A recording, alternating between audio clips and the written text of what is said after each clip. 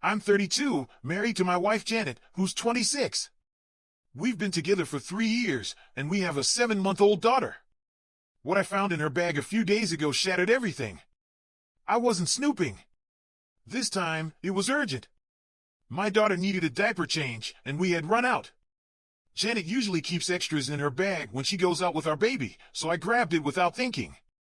I found 2 diapers inside, and as I pulled one out, something else fell to the floor. A pack of condoms. My heart stopped. There were 3 in the pack, only 1 left. 2 had clearly been used. I froze. The baby was crying, and I had to focus, but my mind was racing. I shoved the condom in my pocket, changed our daughter, and waited for Janet to finish her shower. When she came out, I put the baby in the crib, took the condom from my pocket, and confronted her. Her reaction was immediate. She denied it. She said it wasn't hers and tried to flip the situation, making it seem like I was the one at fault. I was stunned by how effortlessly she lied. I told her I found it in her bag, and her response was chilling. "But you just pulled it from your pocket, right?" I couldn't believe it. She wasn't even trying to come clean. Then, without warning, she laughed. "Oh, poor you," she mocked. "Look at your puppy face." "I was just messing with you," she said, winking as if it was a joke. But there was no humor in this for me. We never used protection. She's breastfeeding, and her cycle hadn't returned yet, so we were on the same page. Then she changed the story. She told me her cycle had come back, and maybe we needed protection to avoid more kids. I was still trying to make sense of what I was hearing. "What happened to the other 2 condoms?" I asked, noticing the pack only had 1 left. She started to laugh again, as if it were all some kind of twisted joke. She explained that she bought the condoms the day before, then went out with her friends. A guy had been hitting on her friend, Kyle, and things had gotten heated. They went off to find a private spot, but no condom was available. So, she gave them 2 from the pack. I stared at her, struggling to process this absurd explanation. "Are you seriously expecting me to believe this?" I asked, my voice shaking. She nodded, claiming it was the truth. She even told me I could call Kyle to verify it. I didn't bother. If she was lying, Kyle would have been in on it too, and it would have only made things worse. I told her straight up that I wasn't buying her story and demanded she tell me the truth. That's when the gaslighting started. She tried to guilt trip me, telling me I didn't trust her, that I didn't understand what she was going through after having a baby. She cried, saying I was accusing her of cheating when she was dealing with postpartum depression. I didn't try to make amends. I just left things as they were, but it was impossible to ignore the tension.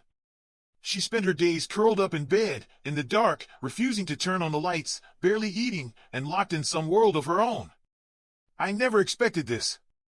I'm the one who usually apologizes after fights, because let's face it, hardly any woman is going to break the ice first. But this time, I couldn't bring myself to say sorry. I didn't think I had done anything wrong by confronting her. So, I left it. But she hasn't made it easy. Every day, it's like she's slipping further away, wrapped up in her own mess, while I'm left questioning everything. Her excuse game? It's impressive. But the trust? It's shattered. And maybe it's time for me to deliver a reality check. After all, if postpartum depression is her way of deflecting responsibility for handing out condoms like candy, maybe it's time for a different kind of delivery. A slap of truth. I updated you all on what happened, and you're right. Janet dropped a huge red flag, and I didn't ignore it. Some of you wanted more details, so here they are. Janet and I have known each other for 6 years. We met at a friend's party. She was the most beautiful woman in the room, and we spent the night talking, dancing, having fun. But I forgot to ask for her number. I'm not the type to do that, but my friend insisted I attend. After some time, I asked my friend about Janet, but he didn't know her either. She was his colleague's friend. I convinced him to get her number, though it took some convincing since he didn't want to seem like he was hitting on her. Eventually, I texted her.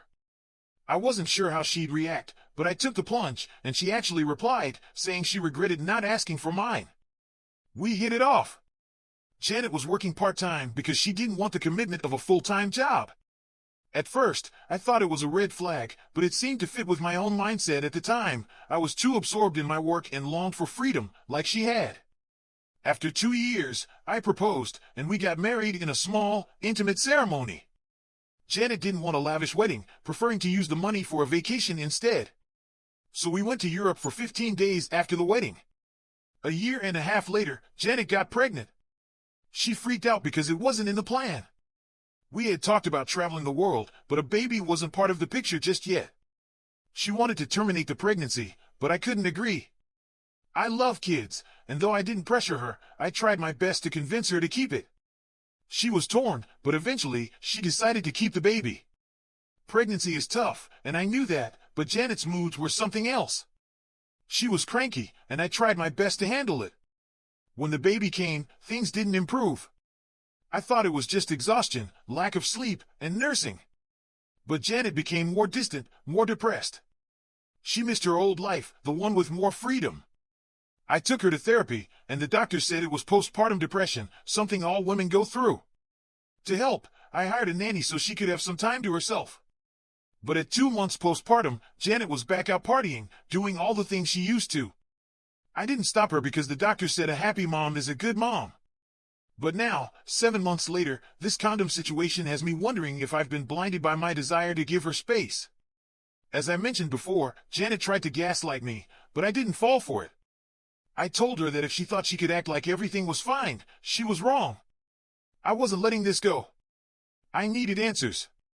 So, I started digging. I thought about looking through her phone, but she guards it like it's a national secret. Even when she sleeps, it's next to her or under her pillow. I never questioned her about it directly, though, because it would only cause a fight. I don't know what else to do. She's so good at hiding the truth, and I'm not sure how much longer I can stay in the dark. Any advice would be appreciated. It was a quiet Sunday afternoon, and I found myself sitting, contemplating the mystery that had been Janet's secret life. I'd nearly hired a private investigator to get to the bottom of it, but I decided to try something a little more personal, something more in my control. A simple search through her social media. What I found wasn't a bombshell, but it was enough to make my heart race. Janet's picture with her best friend, Kyle, stood out. And that led me to Kyle's profile. The deeper I dug, the more I uncovered, Kyle was married and had a toddler. But that wasn't the revelation that made my skin crawl. A few days later, Janet casually dropped a detail that seemed off, almost like a slip. She told me that Kyle had been making out with a guy at a bar and needed a condom. A condom? For what? Was her husband aware of any of this? It took all my strength not to confront her right then and there. Instead, I approached her cautiously. "Hey," I started, feigning sincerity, "I'm sorry I doubted you about the condom thing. If you say it was Kyle, then I trust you." She smiled in return, a little too smug. "But," I continued, "does he do this often? I mean, does Kyle flirt like that at bars all the time?" She seemed unfazed, casually listing incident after incident where Kyle had apparently made moves on men. But something didn't sit right. Was she telling the truth? Or was she fabricating stories to cover her own tracks? I let her finish, listening to her laugh off what were supposed to be funny anecdotes, all while my mind raced. Then, I dropped the bombshell. "Well, that's funny," I said, keeping my voice steady. "Isn't Kyle married? Doesn't he have a toddler? Are you two actually supporting him in all of this? Does her husband know?" Her face froze in shock, like an iceberg, unmoving. And then, the floodgates opened. "No, no, no," she cried, her voice rising in panic. "That's not what I meant. It's just healthy flirting, nothing more." I couldn't help but intervene. "But you've told me so many stories about her picking up men at the bar. Why would she need a condom for healthy flirting?" Janet's eyes widened, and she stammered, "Oh, did I say Kyle? My bad. Stupid pregnancy brain. I meant Kay, my single friend. She's the one who's goofing around. Kyle's the sober one, she doesn't do that stuff." I couldn't stop myself from laughing. "I caught you," I said, shaking my head. "You don't have to save Kyle's, but... You worried I'm going to tell Kyle's husband the truth?" She looked panicked now, pleading with me. "Yes, please don't do that. It would ruin their marriage. They have a baby." She loves him so much. It's just meaningless sex, nothing more. I locked eyes with her. I knew she was lying to save her own skin, not to protect Kyle. Everything she had said about Kyle? It had been her own twisted story. And she wasn't about to admit it. I'm not okay with Kyle cheating on her husband, I said firmly, so I'm going to tell him everything. The eruption was immediate. Janet's scream pierced the air. Why are you acting like a saint? Who do you think you are, moral policing me? She raged. I didn't budge. I'm not listening to this. I'm telling Kyle's husband everything. She went silent for a moment, then began sobbing uncontrollably. I knew she was breaking, but I wasn't ready to let her off the hook. Not yet. I stormed off into my room, locking the door behind me. I wasn't going to let her get away with this, not by just crying her way out. I had a plan. This wasn't just going to cost her a marriage, it was going to cost her a friendship. I texted Kyle on Instagram. Janet just told me everything about your dirty little secret. Then, I sent her the recording of Janet's rants. The truth was out. I waited and waited. But there was nothing. Kyle had left me on red. Suddenly, I heard the unmistakable ring of Janet's phone. She was outside, banging on my door, crying, "Why are you doing this to me? Why are you destroying everything? Why can't you trust me?"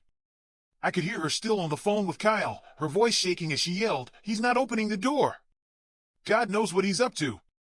Then Kyle called me. Her voice was pleading. "Please listen to Janet," she begged. "Just give her a chance to explain." I cut her off. I'm not listening to anyone. The next thing I do is send these recordings to her husband. That was when Janet lost it. She screamed at me to stop. "Please, don't do it. Please, before you do anything, listen to Janet." I told her I'm calling her husband. Then we can all listen together. And that's when it all came pouring out. Janet finally cracked. Okay, she sobbed. It wasn't Kyle. It was me. I've been cheating on him for months. I stood there, dumbfounded. I asked her, "Why didn't you stop your friend Kyle?" Kyle's voice came through, filled with frustration. "We tried, trust me." But Janet kept saying she deserved some pleasure after giving him a baby. It was hard to break through her excuses. I didn't need to hear any more. My gut had known the truth all along, but now it was confirmed. Janet was lying to cover herself. I turned to Kyle. "I need you to come over with her husband." Kyle hesitated but agreed. She begged me not to show the recordings to her husband. Janet's good at telling stories. He'll believe her. I don't want him doubting her. I reluctantly agreed. An hour later, Kyle arrived, and I stayed locked in my room. I could hear the shouting from downstairs, the chaos of Janet and Kyle screaming at each other. Then, Kyle's husband stepped in. He demanded to know Janet's side. Kyle shot Janet a glare that said, "Don't you dare lie." And that's when Janet's confession came tumbling out. She admitted everything, the men from the bar, the affair. Kyle's husband was stunned. "This is the friend you've been hanging out with?" he shouted. "She almost wrecked our marriage." After Janet's confession, Kyle and her husband stood up. "Don't ever contact me again," Kyle said, her voice firm. "I love my husband and my family, and you're not worth losing them." Janet tried to hold onto Kyle's hand, but Kyle shrugged her off. "Don't touch me," she said, walking away. Janet turned to me, her eyes filled with tears. "Are you happy now?" she spat. "What did you gain by humiliating me like this, in front of my friend and her husband?" I glared at her, my patience running out. "Your woman card doesn't work anymore. You've played every card, pregnancy, postpartum, everything. Now, I'm going to show you what the consequences of your actions really are. This humiliation? It's just getting started." The battle had only just begun. Janet had dared to say that she deserved to cheat on me because she had given me a child. But I wasn't going to let her get away with it. "Just wait," I muttered under my breath, the weight of what was about to unfold pressing down on me like a storm cloud ready to break. I gathered my things and retreated to another room, feeling the fury inside me swell. My first move? A call to my lawyer. As the phone rang, my mind raced. What kind of father would I be if I let this lie slide? I needed to protect my daughter from a mother who had no interest in her, only in her own selfish whims. When my lawyer answered, I laid out my case, asking him to find any loophole that would secure full custody. His voice was calm but firm as he told me to gather evidence of Janet's neglect, her nights out drinking, her reckless behavior, and the new man she brought home like it was a game. Build a case around child safety, he advised. A child shouldn't be raised in a house full of strangers who come and go. His words rang in my ears. It wasn't just about vengeance anymore. It was about my little girl's future. I was ready to fight, to rip her away from the chaos and give her a life of stability, away from Janet's lies. As my resolve hardened, I promised myself one thing: I wouldn't back down. Days passed, and Janet tried to slip back into her role as if nothing had changed. She'd make me breakfast, dinner, try to soothe the cracks in the facade, but I wasn't fooled. She even went as far as baking a sorry cake, bringing flowers, slapping on a fake smile. But I wasn't interested. The truth was too ugly for all of that to matter anymore. Her deception was too deep, too ingrained. A month later, the moment of reckoning arrived. My lawyer walked in with divorce papers in hand. Janet's face went ashen. She looked at me, eyes wide with disbelief, and asked, "What are you doing? How could you do this to me?" It wasn't an apology, it was fear. Fear of being caught. Fear of losing everything. She begged, pleaded, offered her excuses, but I wasn't listening anymore. I told her to pack her things. "It's over," I said coldly. "You're not staying here. You've made your choices." She collapsed in tears, trying to reason with me, saying she had nowhere to go. But I just chuckled, my voice dripping with bitterness. "Not my problem anymore. You had everything, Janet. Now, you'll get what you deserve." I blocked her path as she tried to get to our daughter's room, her grip desperate. "You're not getting her," I snapped. "She's not living with you on the streets. You don't deserve her." Her sobs were heart-wrenching, but they didn't change anything. I wasn't moved. She wasn't interested in being a mother, I reminded her. She was free to live the life she wanted. I had no pity left for her. Janet packed up and left, but the real battle was just beginning. My lawyer had already set the wheels in motion. A full-time nanny was hired, work-from-home jobs lined up, all to prove that I could provide a stable home for my daughter. Janet, on the other hand, didn't even put up a fight for custody. No house. No job. No interest. But she did come after me for alimony, demanding more than what I was willing to give. I wasn't about to let her milk me dry, but it was worth it to get her out of my life. The days after the separation were surreal. Kyle and her husband came by to check on my daughter. Kyle apologized for not stepping in sooner, for not warning me about Janet's affairs. She said she tried, but Janet wouldn't listen. She seemed relieved that I had full custody. Janet had never cared for the baby, she had complained about her, called her fussy and difficult. Kyle's husband shared that Janet had reached out to them for help but was turned away. Now she was bouncing from one friend's couch to the next, her drinking spiraling out of control. I didn't care about her life anymore. It wasn't my concern. My daughter was safe. My parents had moved in to help with the baby, and we had a full-time nanny. She was in good hands. Janet wouldn't be seeing her for a while. Maybe someday, I'd let her meet her mother again, but not yet. She was happy and safe. That's all that mattered. The legal battle was over, and I had won. Janet had made her bed, and now she was lying in it, alone, with nothing but her poor choices to keep her company. She'd lost her marriage, her child, and the trust of everyone who had once cared for her. As for her alimony demands, she might as well have been asking for the moon. But I couldn't help but feel a certain satisfaction. Janet had played the game, and she had lost.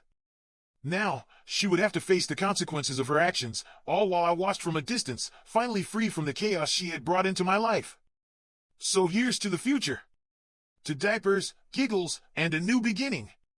To showing my daughter what it means to have a real father. And to Janet, who now serves as a cautionary tale for anyone who thinks they can play with fire without getting burned. And as for what comes next, who knows?